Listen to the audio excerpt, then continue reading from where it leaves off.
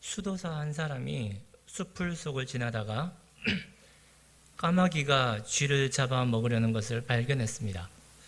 수도사는 불쌍한 생각이 들어서 까마귀를 쫓고 쥐를 살려줬어요. 그런데 그 쥐는 고양이라는 놈한테 계속 쫓기고 있었습니다. 그래서 이 사람은 이 쥐가 개가 되도록 만들어줬습니다. 그런데 개가 되면 쫓기는 신세를 면할 줄 알았는데 이번에는 호랑이라는 놈에게 꼼짝 못하고 도망만 다니는 것이었어요. 그래서 이번에는 그 개를 호랑이로 만들어줬습니다. 그런데 쥐가 호랑이가 되고 나니 이제 다른 문제가 생기기 시작했습니다. 그 호랑이는 이전에 자신의 모습을 생각하지 못하고 자꾸 개를 보면 괴롭히고 고양이를 보면 고양이를 괴롭히고 쥐를 보면 쥐를 괴롭히는 것이었습니다.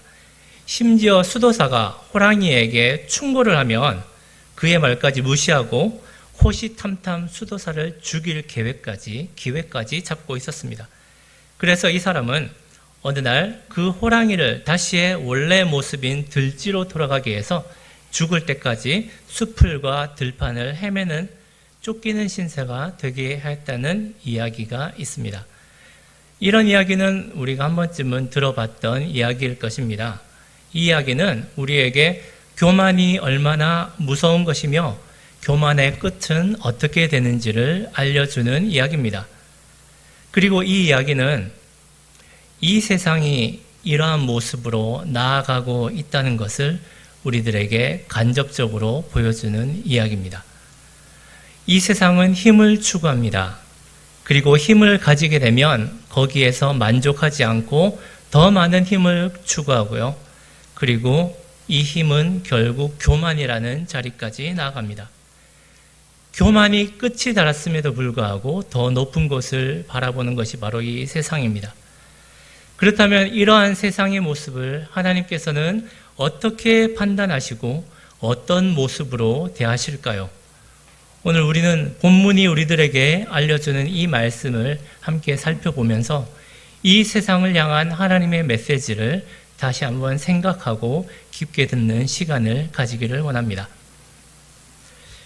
오늘 본문은 우리를 고대의 잔치로 인도합니다. 우리가 고대 국가 하면 떠오르는 것이 어떤 것이 있죠? 그것은 규모의 거대함입니다. 규모의 거대함이 우리 가운데 떠오르는 이유는 우리가 고대의 배경의 국가들을 접할 수 있는 것은 영화나 미디어 같은 매체들밖에 없기 때문이에요. 이 영화들은 수를 강조합니다. 그래서 엄청난 수를 강조하면서 시각적인 것들을 우리들에게 보여주죠. 그래서 우리는 고대 영화하면 그런 것들을 생각하게 됩니다. 오늘 1절에서 바벨론의 벨사살 왕은 제가 경상도 출신이라서 발음이 좀 안 되는 게 있어요. 경상도는 쌀이 발음이 잘 안 됩니다. 살 이렇게 발음돼서 하필이면 오늘 또 제일 많이 나오는 단어가 벨사살 왕인데 자 이것을 유념해 두시고 말씀을 들어주시면 감사하겠습니다.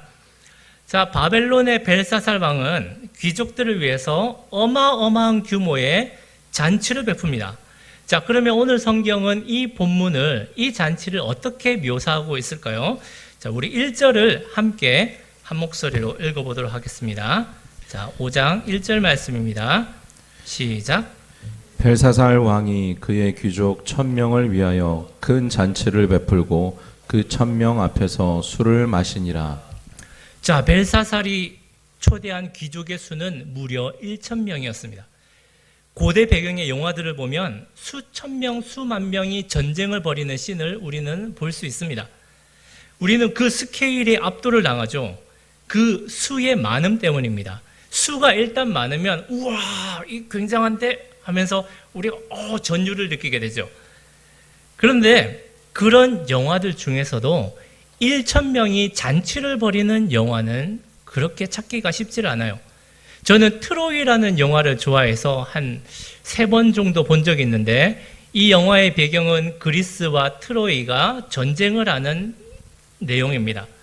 그래서 여러분 이 가운데서 트로이 목마라는 이야기도 나오죠. 자, 수만 명의 트로이 군대와 그리스 군대가 싸움을 하는데 이 전쟁이 있기 전에 한 가지의 사건으로 이 전쟁이 일어납니다. 여기에서 잔치를 벌이는 중에 이 사건이 일어나는데요. 이 잔치는 제가 영화상에 봤을 때 그곳에 모인 사람의 수는 100명이 되지 않았어요. 이 거대한 수만 명의 군대를 보유한 이 나라들에도 1000명이 수는 나오질 않고요. 잔치에는 100명밖에 나오지 않았다는 거예요. 자, 물론 이 영화를 제작을 할 때 전쟁의 씬을 강조하기 위해서 또 제작비를 좀 아끼기 위해서 이 잔치를 좀 축소를 했을 수도 있는데 이 모든 것들을 감안했을 때에 이 고대의 국가에서 1000명 이상의 사람들이 잔치를 벌이는 것은 엄청난 규모란 것을 우리들에게 보여줍니다. 1000명 이상을 수용하기 위해서는 건물이 엄청나야 돼요. 그러면 건축술도 뛰어나야겠죠. 그리고 준비된 테이블, 그리고 음식과 술, 그리고 시중을 드는 시종들까지 하면 굉장히 많은 사람이 이 잔치에 참여를 해야 했던 것입니다. 자, 그러면 엄청난 잔치가 벌어졌다는 것을 우리가 알 수 있다는 것이죠. 그런데 오늘 우리가 읽었던 이 본문은 이 가운데서 특이한 사실을 우리들에게 알려줍니다. 그것은 1000이라는 숫자가 2번 반복됐다는 사실입니다. 자, 이것은 이 다니엘서를 쓴 저자가 의도적으로 2번을 써서 1000을 쓴 거예요. 자, 그렇다면 그 이유는 무엇일까요? 그것은 바로 벨사살 왕의 의도성을 보여주기 위해서입니다. 벨사살 왕은 의도적으로 그의 귀족 1000명을 위하여 또한 1000명이라는 단어를 사용해서 그 1000명이라는 수를 위해서 엄청난 규모의 잔치를 벌였다는 거죠. 그렇다면 이 벨사살 왕의 의도는 무엇이었을까요? 5장이 시작하면서 벨사살이라는 사람이 왕이 됩니다. 벨사살은 자기가 왕이 된 이후에 자신의 힘과 이 바벨론의 위상을 드러내고 싶었어요. 즉, 그 국가의 상황은 어땠는지는 모르지만 이 벨사살은 화려함으로 자기 자신을 드러내고 자랑을 하고 싶었던 것입니다. 사람은 가진 것이 있으면 그것을 드러내고 자랑하고 싶어 합니다. 그것을 드러내는 방법이 바로 화려함입니다. 오늘날 수많은 사람들이 명품들에 환호합니다. 그리고 능력이 되지 않아도 외제차를 뽑으려고 해요. 그리고 또 화려한 물건들을 무리해서 구입하려고 하는 이유는 이 물건의 화려함들을 통해서 자신이 가진 것을 드러내고 자랑하기 위한 것이라는 것을 우리는 알고 있습니다. 이처럼 벨사살은 화려함을 통해서 자신의 힘과 이 바벨론의 위상을 드러내려고 했던 것이에요. 그런데 벨사살의 자랑은 여기에서 멈추지 않습니다. 벨사살의 자랑은 자연스럽게 다음 단계로 넘어갑니다. 그것은 바로 교만이라는 단계죠. 자, 우리 2절 말씀을 한번 같이 읽어보도록 하겠습니다. 자, 같이 읽겠습니다. 시작. 벨사살이 술을 마실 때에 명하여 그의 부친 느부갓네살이 예루살렘 성전에서 탈취하여 온 금, 은 그릇을 가져오라고 명하였으니 이는 왕과 귀족들과 왕후들과 후궁들이 다 그것으로 마시려 함이었더라. 잔치에서 빠질 수 없는 것들이 있죠. 그것은 바로 술입니다. 그런데 술은 미묘한 힘을 가지고 있습니다. 술은 사람이 자기가 가지고 있는 것들을 드러내고 확장하는 능력을 가지고 있어요. 술은 자기가 꽁꽁 감추어 두었던 것들을 내면의 감정이나 모습을 드러내는 도구의 역할을 합니다. 그래서 술자리를 이렇게 보면 이 사람은 분명히 애교가 없는데 갑자기 술을 마시면 오빠 하면서 애교를 부려요. 그리고 어떤 사람은 평소에는 이렇게 근엄한데 술만 마시면 우는 사람이 있어요. 자기 안에 있던 감추어졌던 욕구와 자기 안에 숨겨져 있던 이 비밀스러운 것들이 술을 마시면서 자연스럽게 드러나는 것이죠. 즉, 술은 자기 자신의 것들을 드러내고 과대포장하는 그러한 역할을 합니다. 자, 벨사살이 드러내려고 했던 화려함과 이 자랑의 욕망이 여기서 술이라는 도구를 만납니다. 그러면서 자기의 자랑은 더욱더 극대화되죠. 그러면서 교만이라는 자리로 나아갑니다. 또한 그곳에 모인 수많은 귀족들이 1000명이나 되는 귀족들이 이 왕을 보면서 왕에게 아첨하고 아부하지 않았겠습니까? 이러한 모든 분위기는 이 벨사살이 교만의 자리로 나가기에 부족함이 없었던 거예요. 교만해진 벨사살은 신하들에게 명령을 내립니다. 그것은 예루살렘 성전에서 가져온 금, 은 그릇들을 가져오라는 것이었습니다. 그리고 금그릇을 가지고 자신과 또한 귀족들과 왕후들과 후궁들과 함께 다 같이 술을 마십니다. 자, 교만해진 벨사살이 굳이 이런 퍼포먼스를 보인 이유는 무엇이었을까요? 이 신전에 여러 신들의 물품들이 있었을 텐데 굳이 예루살렘에서 가져온 하나님을 예배하는 이 그릇들을 가지고 오라고 했던 이유는 무엇이었을까요? 자기 자신을 돋보이게 만드는 것은 자기보다 조금 더 강한 무언가를 압도할 때에 나타납니다. 벨사살 왕의 부친은 느부갓네살 왕이었습니다. 이 느부갓네살이라는 사람은 바벨론에 있어서 개척자였고 위대한 왕이었습니다. 그런데 이 느부갓네살은 특이하게 여호와 하나님을 경외했던 사람입니다. 경험하고 경외했던 사람입니다. 그는 다니엘서 1, 2장을 보면 다니엘의 꿈 해석을 통해서 하나님을 알았고요. 3장에서는 다니엘의 세 친구들을 통해서 여호와 하나님께서 살아계신 것을 알았습니다. 그리고 4장에서는 느부갓네살이 자기의 삶을 통해서 철저하게 낮아지는 것이 바로 이 여호와 하나님 때문임을 경험하고 그리고 하나님을 찬양하고 경배하는 사건까지 일어납니다. 자, 우리 4장 37절은 우리가 읽지 않았는데, 자, 제가 한번 4장 37절을 읽어보겠습니다. 그러므로 지금 나 느부갓네살은 하늘의 왕을 찬양하며 칭송하며 경배하노니 그의 일이 다 진실하고 그의 행하심이 의로우심으로 교만하게 행하는 자를 그가 능히 낮추심이라. 벨사살은 느부갓네살이 여호와 하나님을 인정하고 찬양했다는 사실을 알았습니다. 그렇기 때문에 그는 일부러 자신의 신전에서 예루살렘 성전에서 탈취해온 금, 은그릇을 내어오게 만든 거예요. 즉 위대한 왕 느부갓네살이 높인 여호와 하나님을 의도적으로 모욕함으로 말미암아서 자기가 느부갓네살보다 더 뛰어난 왕이라는 것을 강조했던 거예요. 즉 벨사살의 교만은 이제 왕의 영역까지 올라갔습니다. 자, 그런데 벨사살은 여기서 멈추지 않습니다. 더 나아갑니다. 자, 우리 4절 말씀을 한번 같이 읽어보도록 하겠습니다. 읽겠습니다. 시작. 그들이 술을 마시고는 그 금, 은, 구리, 쇠, 나무, 돌로 만든 신들을 찬양하니라. 그곳에 모인 자들은 여호와 하나님을 예배하는 그릇으로 금그릇으로 술을 마셨어요.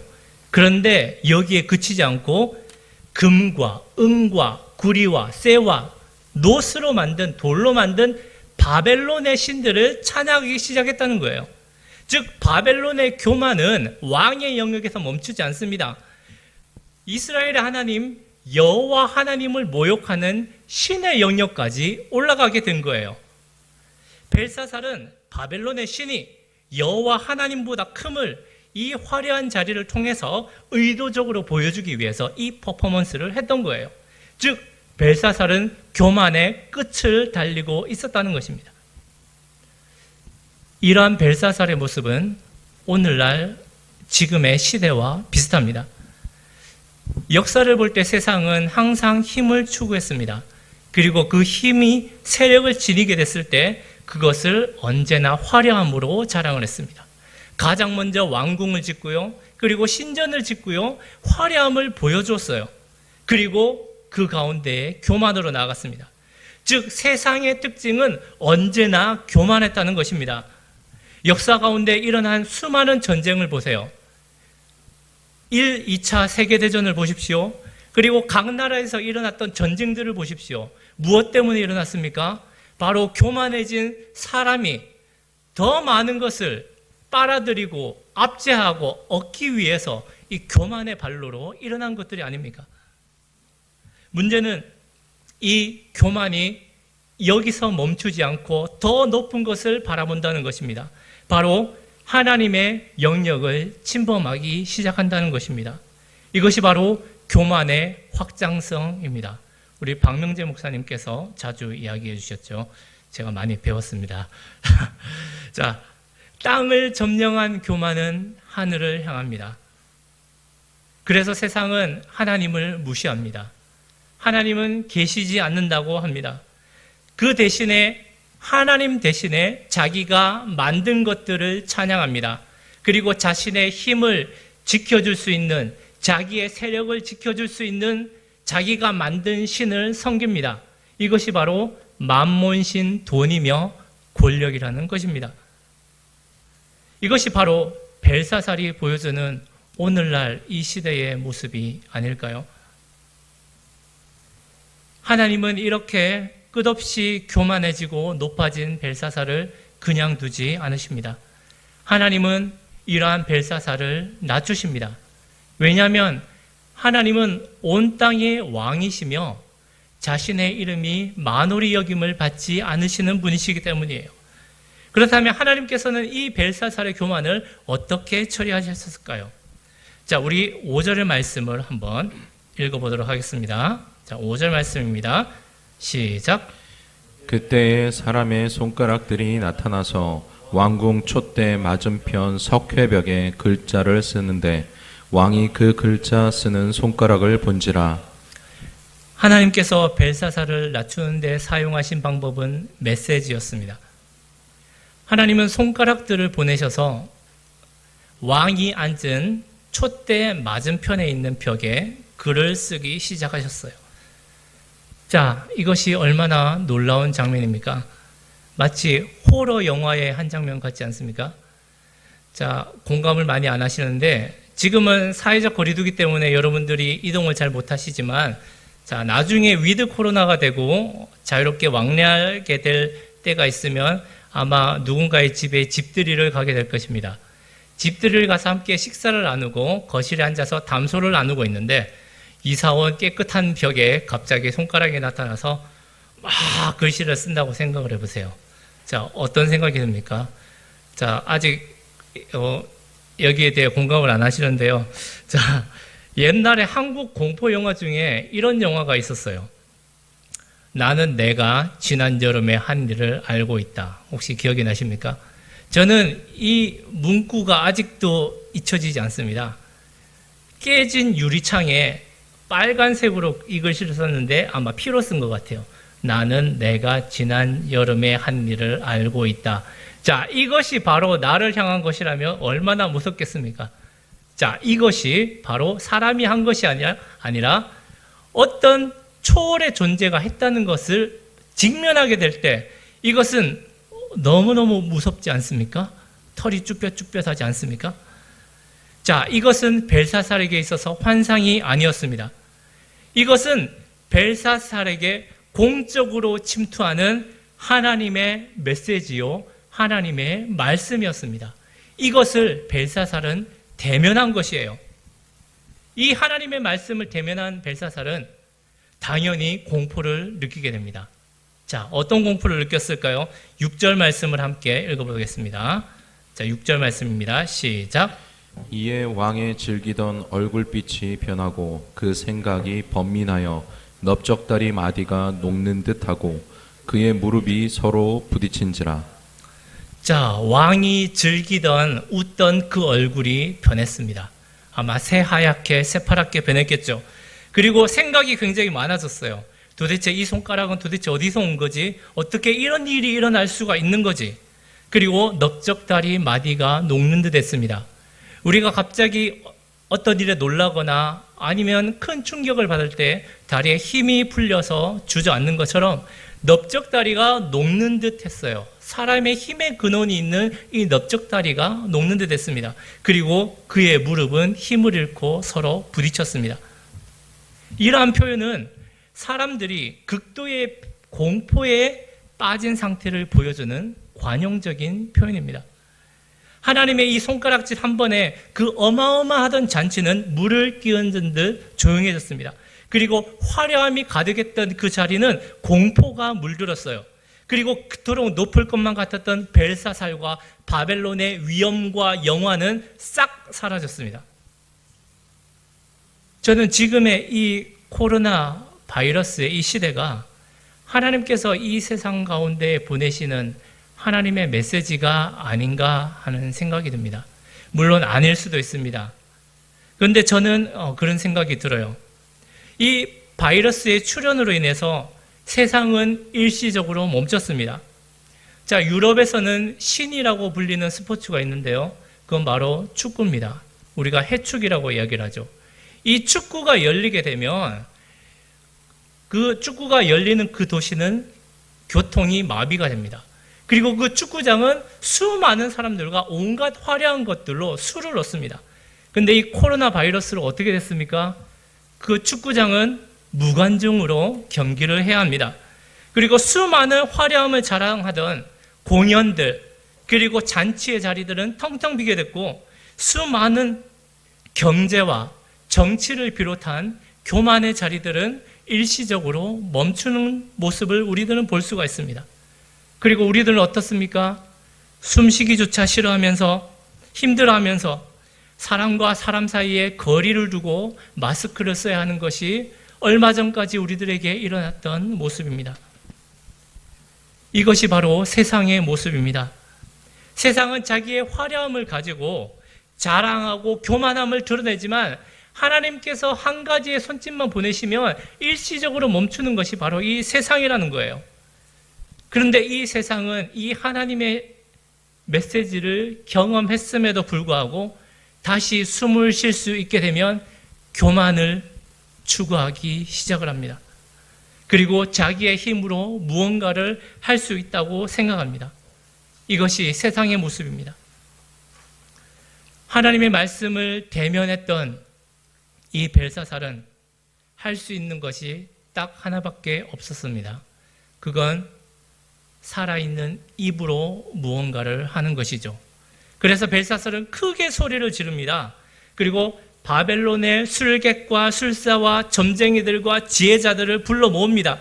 그리고 이 글자를 해석하는 사람에게 큰 선물과 나라의 세 번째 자리를 주겠다고 약속을 합니다. 그런데 여기서 우리는 이상한 점을 발견할 수 있습니다.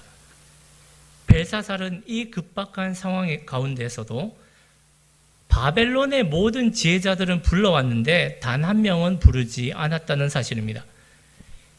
이전 느부갓네살의 시대를 살아왔고 바벨론의 정치와 나라에 큰 영향을 미쳤던 사람, 환상을 해석하면서 이 바벨론과 그 이후에 일어날 나라들이 어떤 방향으로 나갈지를 예언했던 사람, 바로 다니엘을 부르지 않았다는 사실입니다. 다니엘은 느부갓네살에게 친히 거룩한 신들의 영이 있는 사람이라고 극찬을 받았던 사람입니다. 하지만 벨사살은 의도적으로 다니엘을 부르지 않습니다. 그리고 이 자신의 바벨론의 지혜자들 중 한 명이 이것을 해석해 주기를 바랍니다. 그러나 어떤가요? 세상이 하나님의 메시지를 해석할 수 있습니까? 없지요. 그러자 왕비는 왕에게 이렇게 얘기를 합니다. 다니엘이라는 사람이 있습니다. 그 사람을 부르시지요. 자, 다니엘이 왕에게 나왔습니다. 이때 이 왕이 다니엘에게 하는 말이 있습니다. 그 말이 무엇이냐면 오늘 우리가 읽지는 않았는데요. 13절입니다. 제가 한번 읽어보도록 하겠습니다. 이에 다니엘이 부름을 받아 왕의 앞에 나오매 왕이 다니엘에게 말하되 내가 나의 부왕이 유다에서 사로잡아 온 유다 자손 중에 그 다니엘이냐. 여기서 왕이 강조하고 있는 것은 무엇입니까? 유다에서 사로잡아 온 유다 자손 중에 그 다니엘입니다. 벨사살은 여기서 유다라는 민족을 두 번 강조합니다. 이것은 우리가 살펴보지 않았지만 마치 앞에 나왔던 표현과 동일해요. 2절과 3절을 보면 이런 말이 반복됩니다. 예루살렘 성전에서 탈취하여 온 그릇, 이것이 2절과 3절에 각각 나옵니다. 이 표현은 이미 한 세대 전에 패배했고 놀림과 비웃음을 당했던 아무것도 할 수 없는 이 무력한 하나님에 대한 벨사살의 계획적이고 의도적인 조롱이었어요. 그런데 이 벨사살은 이 하나님의 메시지를 대면하고 직면한 이 후에도 여호와 하나님을 섬기는 이 다니엘을 무시했습니다. 이 사실은 이 벨사살이 여전히 자신의 교만을 깨닫지 못하고 자신의 교만으로 무엇을 할 수 있다는 사실을 우리들에게 보여주는 것입니다. 벨사살은 여전히 여호와 하나님을 인정하지 않습니다. 그리고 누군가가 이 글자를 해석할 수 있다는 사실을 깨닫자 여전히 자신이 무언가를 할 수 있다는 모습을 보여줍니다. 그리고 최고의 선물과 나라의 셋째 자리를 다니엘에게 공약으로 걸면서 이 글자만 해석이 되면 자기의 능력으로 이 상황을 타파할 수 있을 것이라는 모습을 보여줍니다. 즉 벨사살의 안에는 교만이 여전하게 남아있던 거예요. 이것이 바로 벨사살의 모습이자 이 땅의 세상의 모습입니다. 하나님은 이러한 벨사살과 바벨론에게 심판을 내리십니다. 우리가 살펴봤던 것처럼 다니엘 5장 1절은 화려하게 시작을 합니다. 하지만 이 화려함은 성경에서 한 장을 넘어가지 못합니다. 6장이 되기 전에 마지막 장 5장 30장 31절에서 30절 31절에서 이 바벨론 나라는 멸망을 당하게 됩니다. 그 구절을 제가 한번 읽어보겠습니다. 그날 밤에 갈대아 왕 벨사살이 죽임을 당하였고 메대 사람 다리오가 나를 얻었는데 그때의 다리오는 62세였더라.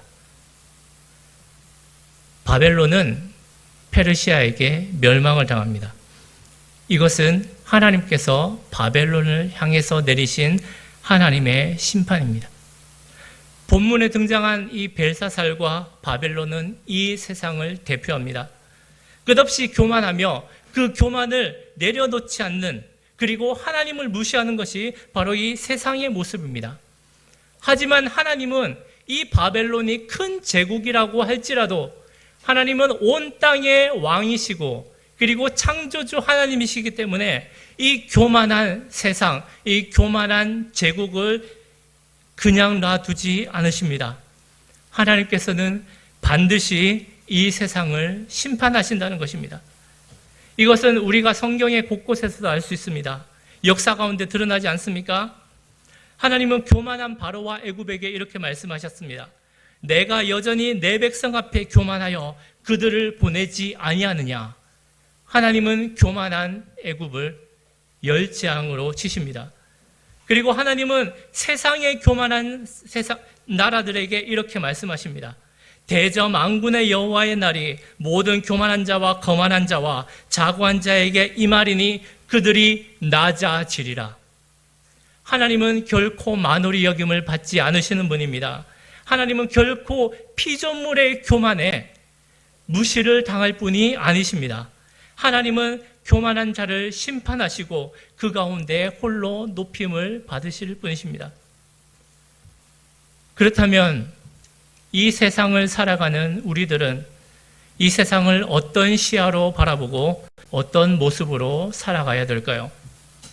우리가 속한 세상은 여전히 악함으로 나아갑니다. 그리고 여전히 교만으로 나아갑니다. 그리고 이 교만은 우리 가운데서 수많은 모습으로 나타납니다.